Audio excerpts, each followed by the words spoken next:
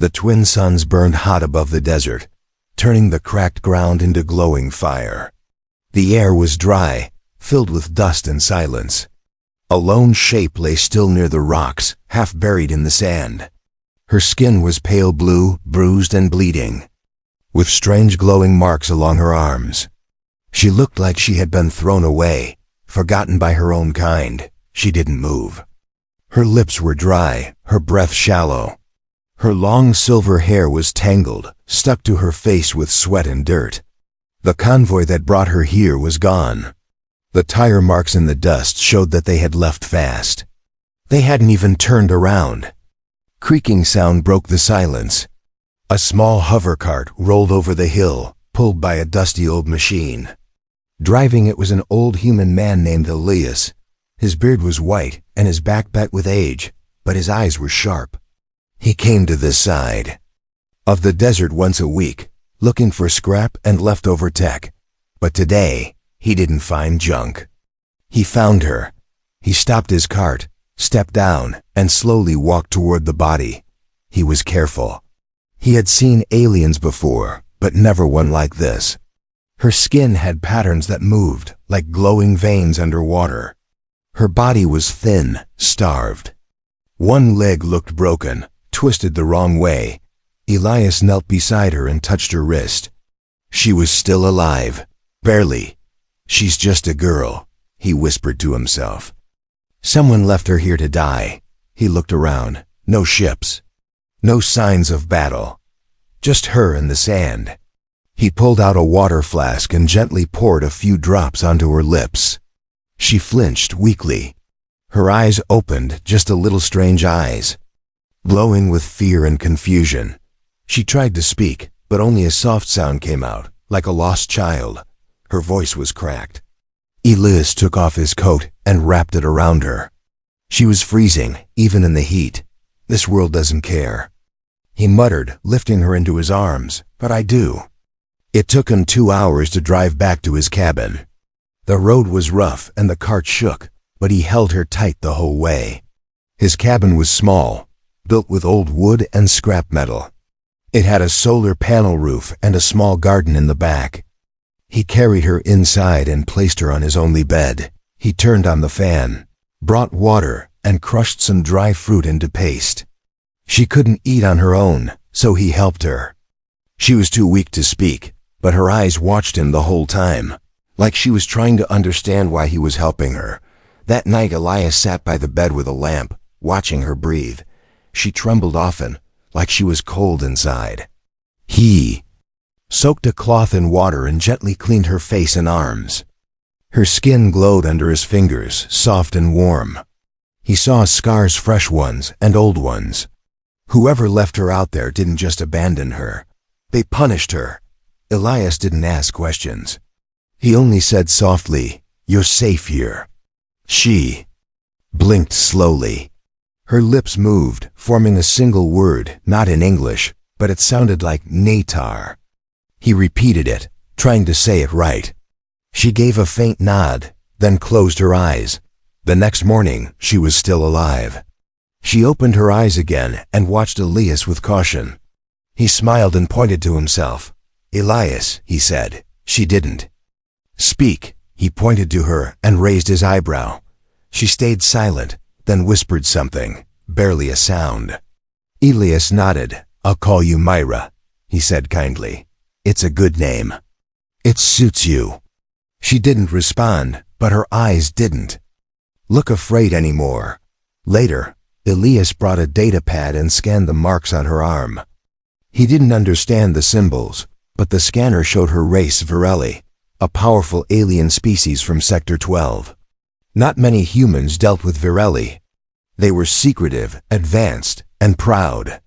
If they left her behind, it meant something serious. That night while Myra slept, Elias stood outside and looked up at the stars. He wondered what kind of world she came from. Why would they leave a girl like that behind? And what kind of danger would follow her here? He didn't have answers. But he knew one thing. He had found her in the dust, broken and left to die. Now she was in his care, and he wasn't going to let her go. Because sometimes, even one kind old man can change everything. Asterisk, the sun had just started to rise when Elias heard a soft thump from inside his cabin. He rushed back from the garden, dirt still on his hands. The bed was empty. Mira was gone. His heart jumped. He followed the marks, glowing blue smears on the wooden floor, thin scratches in the dirt near the door. Then he saw her. She was on the ground, barely moving, pulling herself forward with her elbows. Her broken leg dragged behind her. Each breath came out shaky, painful. But still, she was crawling toward the door, toward the outside world. Elias stepped forward, blocking the sunlight. She froze. He said nothing at first. Just watched her, this strange girl, weak but still trying to escape. Her arms trembled as she looked up at him, eyes wide, unsure if he would stop her or let her go. "You don't have to run," he said. Kneeling beside her, she shook her head, whispered something in her own language, soft and scared. Her hands tightened into fists, nails digging into her palms. Her whole body trembled, like she was trying to be brave. Elias placed a hand gently on her shoulder. "You think I'll hurt you," he said quietly, "or sell you like others might?" Myra didn't answer, but a tear slid down her cheek. He lifted her again, gently, like lifting a bird with broken wings. She didn't fight him this time. Her head rested against his chest, and for a moment, her breathing slowed. Back inside, he laid her on the bed and sat beside her. The silence between them stretched long. Then, he spoke. "I once had a daughter," he said. "Her name was Mira, too." The alien girl turned her head slowly toward him. "She died a long time ago. Sick, nothing could be done. She was strong. Like you, always trying to do things alone, always crawling when she couldn't walk." He smiled, not sadly but warmly. "You remind me of her. That's why I gave you her name." Mira's lips moved slightly, but no sound came out. Elias reached into the cupboard and pulled out a small board with glowing buttons, a translator device. He had fixed it long ago, hoping it would work one day. He placed it beside her and tapped. "Try," he said. "Say something, anything." She looked at it, then at him. Slowly, she pressed a few buttons. Her voice came through, broken and mechanical. "Why help me?" The words made the air feel heavy. Elias didn't answer right away, because someone should. He finally said. She tapped more buttons. No one ever did before. Elias felt a tightness in his chest. He had seen suffering in the war. He had seen what people became when they stopped caring. He didn't want to be one of them. That night, the wind howled outside. A sandstorm was forming beyond the hills. Inside, the cabin glowed warm. Elias made soup and fed her small spoonfuls. Her body still shook with fever, but her eyes were clearer now. She watched him without fear. In the middle of the night, Myra woke screaming. A loud crack echoed as a pulse of energy burst from her body, throwing a chair across the room. Elias rushed to her side. Her eyes glowed bright gold, and the marks on her arms lit up like fire. The translator device sparked and died. She gasped for breath, her body tense, fighting something deep inside. Elias grabbed her shoulders. "Look at me," he said. "You're safe." Her breathing slowed. The light in her eyes dimmed. The energy faded. She collapsed into his arms, exhausted. When she woke in the morning, Elias sat on the floor beside her, fixing the broken device. His hands were calm, steady. He didn't ask questions. He didn't show fear. "You have power," he said. "Big power, but it hurts you, doesn't it?" She nodded slowly. "I can help you learn to control it," he said. She hesitated, then whispered through cracked lips, "Why?" He smiled. "Because when you're ready, you're going to do something big. I can feel it." The next few days, she didn't try to run again. She watched him work in the garden. She listened to old music he played through broken speakers. And one afternoon, when the storm outside had passed, She reached for the translator and asked him a new question. "What is hope?"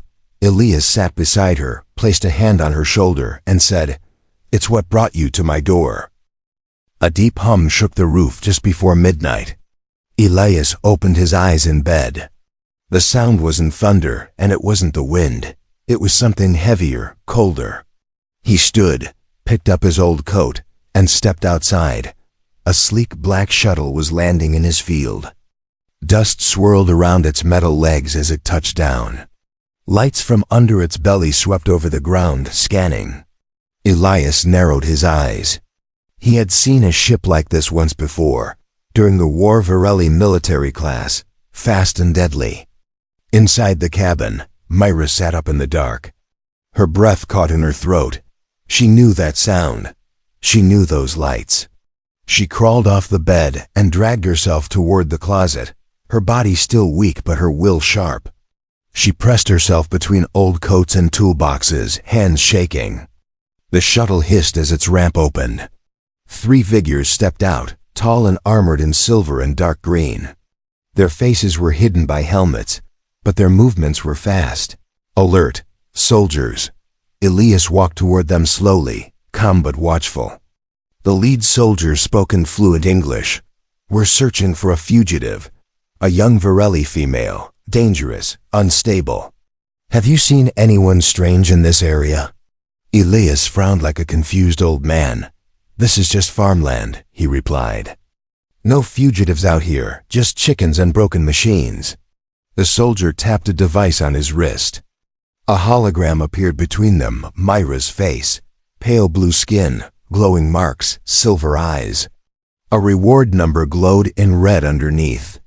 "She escaped military custody after refusing combat orders," the soldier said. "There is a reward for her capture. She's a traitor to her kind." Elias looked at the image, then scratched his beard. "Pretty girl," he muttered. "But haven't seen her." The soldier's helmet tilted. "You sure, old man?" Elias looked him in the visor. "Dead sure." The soldier swept his field with scanners. They didn't go inside the cabin. Too simple, too quiet. One of them stepped close to Elias and said in a low voice, "If you're hiding her, the punishment is death." Elias didn't flinch. "I've buried worse threats than you, son." After a pause, the soldier nodded. The team turned back toward the shuttle. Within seconds, the ramp closed, and the ship lifted off the ground, vanishing into the night sky. Inside the closet, Myra still hadn't moved. Not until she heard the silence return. Then, slowly she opened the door. Elias stood nearby, his back turned, pouring tea like nothing had happened. She limped forward, her voice rough. "You lied to them." He looked at her and smiled. "Guess I did." She shook her head, confused. "You could have turned me in, got reward." "I don't need money," he said. "I need peace." Myra sat at the table, watching the steam rise from the mug he handed her. Her hands trembled. "They called me traitor," she whispered. "Because I wouldn't destroy a village. Children were there. Innocents. I said no. They locked me up." Elias listened without speaking. His eyes were calm, patient. "One guard helped me escape," she continued. "He didn't make it." Tears rolled down her cheeks, silent and steady. Elias didn't wipe them. He let her speak. "My people say humans are weak," she said. "But you are stronger than all of them." "No," Elias said softly. "I just remember what it feels like to lose everything." She looked at him. "You lost people?" He nodded. "Wife, daughter. War took them. Not by fire, not by guns, just by loneliness. No one helped." The room stayed quiet for a long time. That night, Elias opened a storage box and pulled out old training tools, wooden sticks, small weights, breathing sensors. Myra watched him with a puzzled look. "You want me to fight?" "No," he said. "I want you to live." He showed her how to breathe slowly, how to calm the storm inside her. He taught her how to ground her energy by touching the earth, by feeling the wind. At first, her hands sparked with light. Sometimes the air would crackle. But slowly, she learned control. In return, she told him stories of the stars, of the Varelli cities that floated in the sky, of how their leaders feared emotions more than death.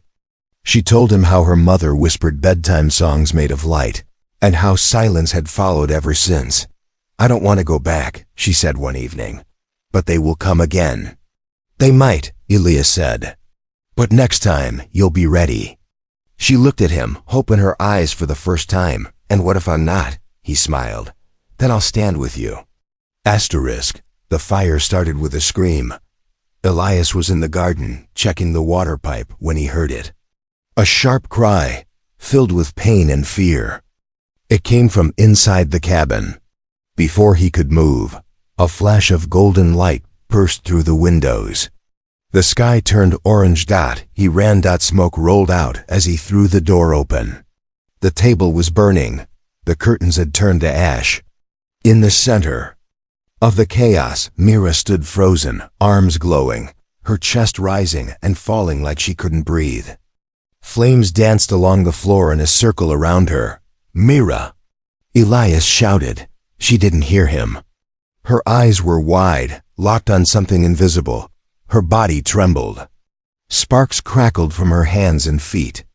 The marks on her skin blazed like fire lines drawn in the air. Elias didn't wait. He grabbed the fire blanket from the wall and charged in. The heat bit his skin. He covered her with the blanket, wrapped her tight, and dropped to the floor with her. Her energy pulsed once more, then dimmed. The fire faded. Smoke rose in thick waves. They lay still for a moment. Then Mira whispered, "I didn't mean to. I didn't want." "I know," Elias said, coughing. "It's all right, but it wasn't all right." Half the cabin was black with smoke. The tools were melted. The food shelf had collapsed. The air was thick and bitter. Outside, the sun was still bright, but the garden looked darker now. Elias helped Mira outside, made her sit under the tree while he poured water over the worst of the flames.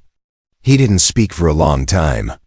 Mira sat with her arms wrapped around her knees, eyes wet.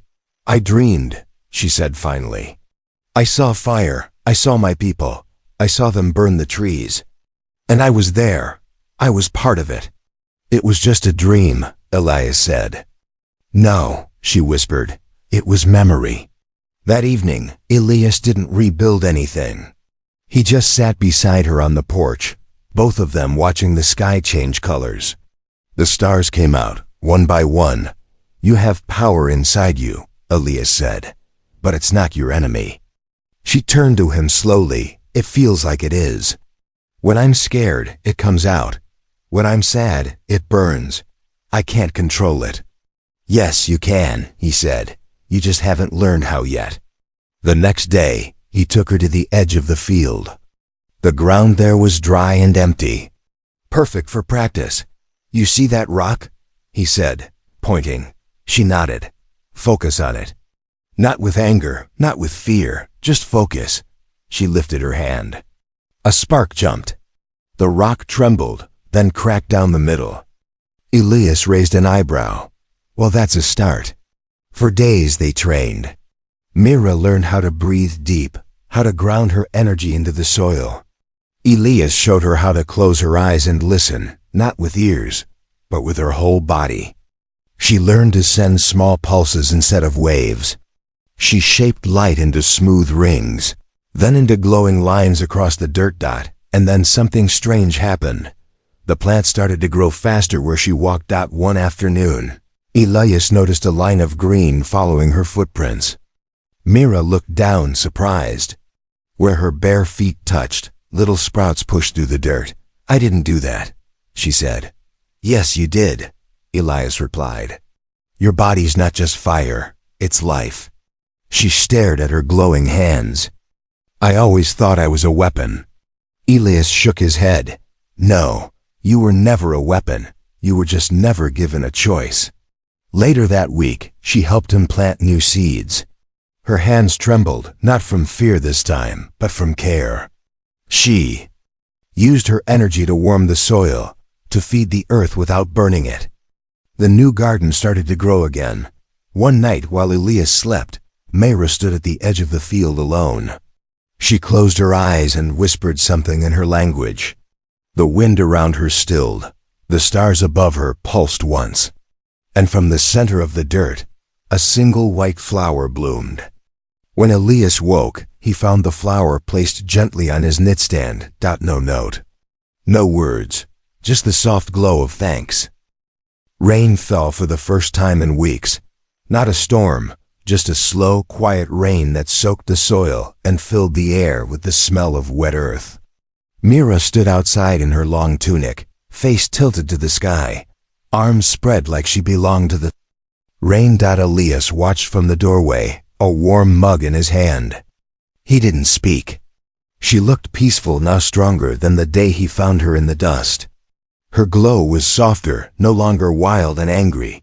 Then she reached for her arm and froze. Rainwater had soaked her sleeves. As she pushed them up, her eyes widened. Beneath her skin, the glowing marks were shifting. Lines moved like rivers, changing shape. Symbols formed. Letters twisted into patterns she hadn't seen before. She stumbled back into the cabin. "Elias," she said, breathless. "Some things." Waking up, he sat beside her as she held out her arm. The symbols weren't random. They looked like a map, curved lines like planets, dots forming paths, a star at the center. Elias scanned it with his old tablet. The device flickered, then beeped.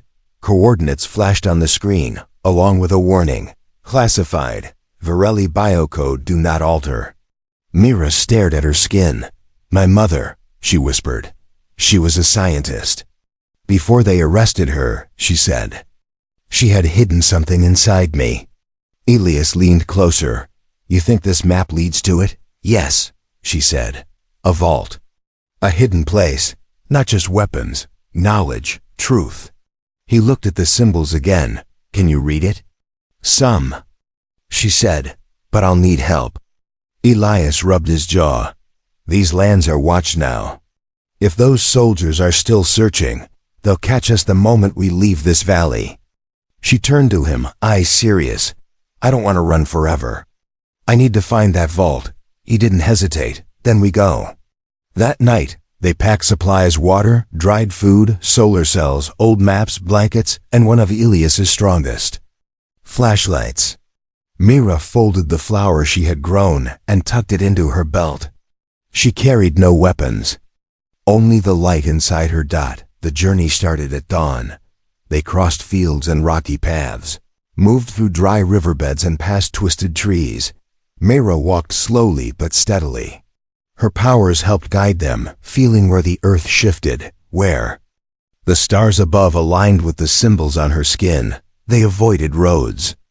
Drones flew overhead sometimes, scanning the ground. Once, they hid under an old bridge while two hoverbikes passed by. The sound of Varelli engines made Mira's hands shake, but Elias always placed a steady hand on her back. "You're not who they say you are," he would whisper. 3 days into the journey, they reached a canyon, wide and deep. The map pointed beyond it. "There's an old passage below," Elias said. "A mining tunnel. It hasn't been used in years." They climbed down slowly, using ropes tied to old metal hooks. Inside the tunnel, the air was cold. Darkness wrapped around them. The deeper they went, the quieter it became. Mira lit the path with the glow of her palms. Her light touched the walls, revealing carvings, ancient, strange symbols. Her people had been here long ago. Why would they hide something so deep? Elias asked. "Because not everyone was proud of what we became." Mira said. "Some Varelli believed in peace. They died for it."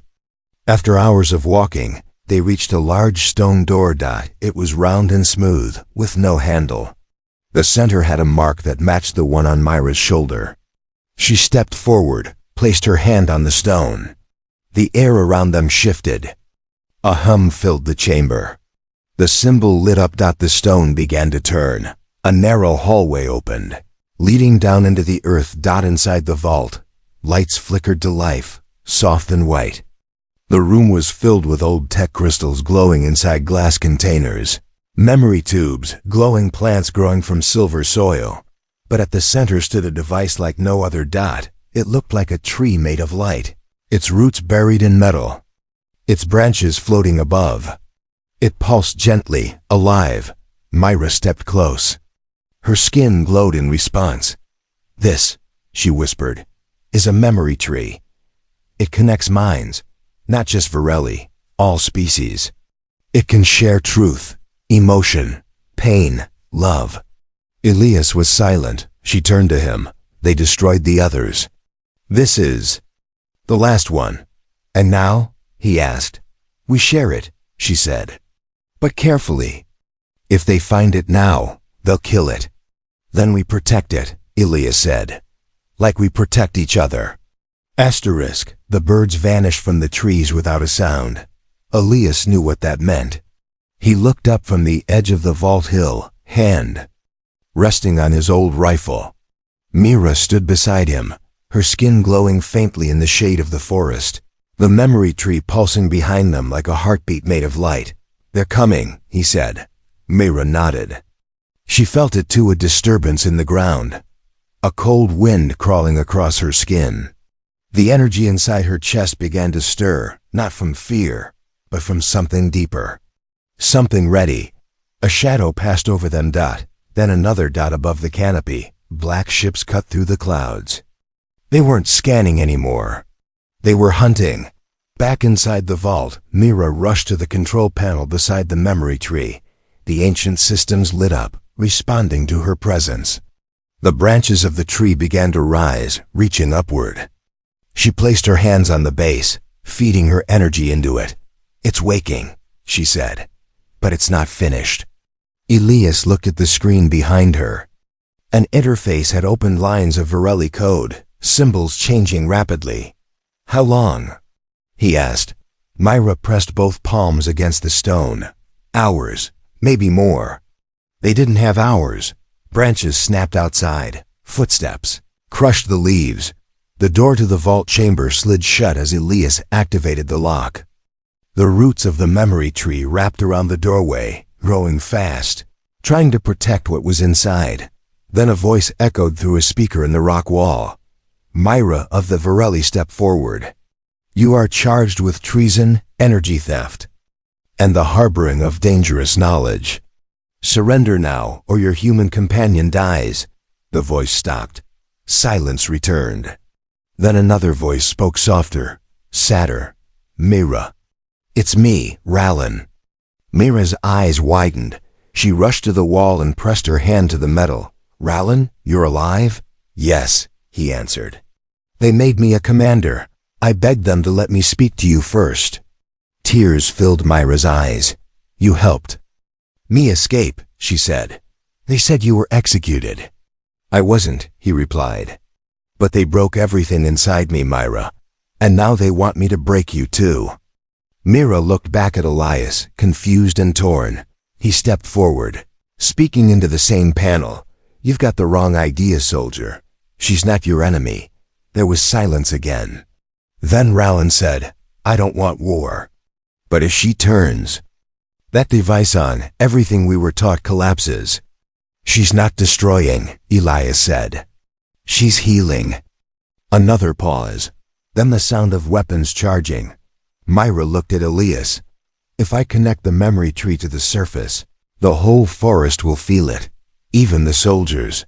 They'll see what I saw." "Do it," Elias said. "Truth is the only weapon we need now." Myra stepped back to the tree. She drew in a long breath, her hands shaking. She reached into herself, into the part that remembered her mother's voice, the warm hands that once rocked her to sleep, the songs of light and peace. She sent that memory into the tree. The branches flared, the roots stretched out through the earth, rising through cracks in the stone and dirt. Outside, glowing vines coiled around the landing ships. The soldiers stepped back, startled. Then the light touched them. One by one, they dropped their weapons, blinking as visions flooded their minds. Memories of Myra's pain, her defiance, the burning of innocent villages, the fear of being hunted for kindness. They saw Elias to an old human carrying her through fire, offering food when others offered chains. And Rowland, his knees hit the ground. He wept. Inside the vault, Elias lowered his rifle. The storm outside had gone quiet. The doors opened. Rowland entered, his hands raised, helmet off. His face looked older than before, eyes full of sorrow. "You did it," he said. "You made them see." "I didn't," Myra said. "We did." He turned to Elias. "You saved her life." Elias nodded. "She saved mine too." Rowland stepped forward and placed his palm on the tree. It accepted him. The memory stream expanded, reaching further. Trees lit up for miles, their branches glowing. Like lanterns in the dark, the vault was no longer hidden. It was alive. Mira turned to Elias and said, "This is just the start. There's more like this out there, buried, forgotten. And we'll find them," Elias replied. Together. The first time a Varelli child touched a human child without fear, the skies turned silver. It happened in a village not far from the vault. The memory tree had stretched its glow across hills and rivers. Its branches had carried peace through the wind, reaching minds that had never known anything but war. And now, for the first time, the future looked different. Mira stood at the heart of it all. Her skin still glowed, but gently now. Not like fire, but like starlight. She no longer walked like someone afraid of breaking the world. She walked like someone ready to shape it. Elias sat nearby on a bench made of smooth stone and vines, his cane resting beside him. His beard had grown longer, and his back curved a little more each day, but his eyes still followed Mira everywhere she went. Watching her speak to diplomats, scientists, children, and elders from dozens of species, most of them once enemies. Myra of Earth, they called her sometimes. Myra the Light, others said. But she never corrected them. She just smiled and said, "I was a girl left to die, and a human gave me a second life. Everything else came after." A group of Varelli elders visited the vault.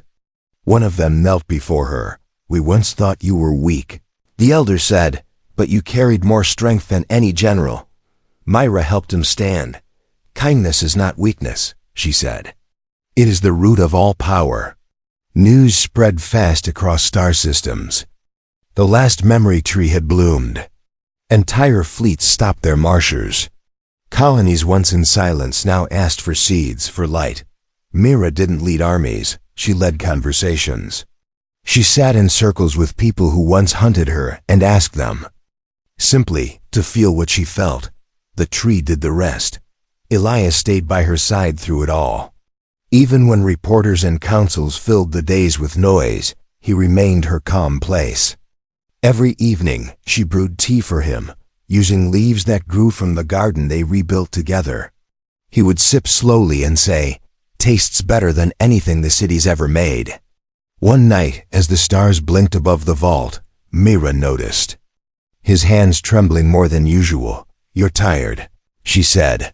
"I've been tired since before you were born." Elias chuckled. She held his hand. His fingers were rough but warm. "Stay with me," she said softly. "Always," he replied. "Even when I can't walk beside you, I'll be in every seed you plant." He passed peacefully the next morning, sitting under the tree, wrapped in a blanket Mira had woven herself. She didn't cry at first. She sat with him for hours, holding his hand until the sky turned dark and the stars returned. Then, she planted a white flower where he sat, just like the one she once left on his table, but this one bloomed wider, brighter. Its petals shimmered like glass and pulsed with a soft rhythm, his rhythm. "Thank you," she whispered. The news of Elias's passing spread across systems. Monuments were offered. Planets wanted to rename towns in his honor. Mira declined most of them.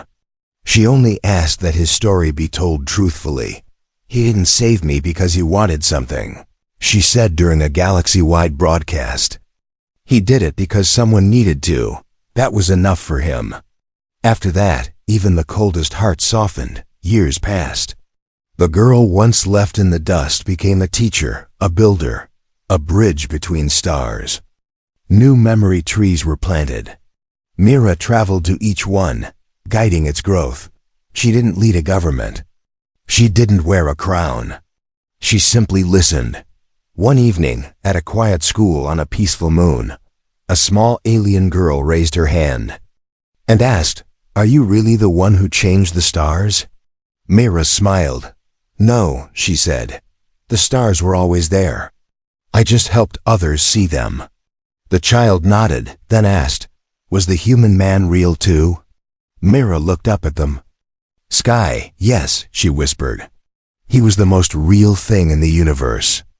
And as the stars above blinked gently, almost like they were listening, Mira stood by the window and placed a hand on her heart. Somewhere far beyond the edge of the galaxy, in a quiet field where the twin suns still rose, a wildflower bloomed. From the ground its glow soft, its color pure dot, it carried no name, but every breeze that passed through its petals whispered one word: hope.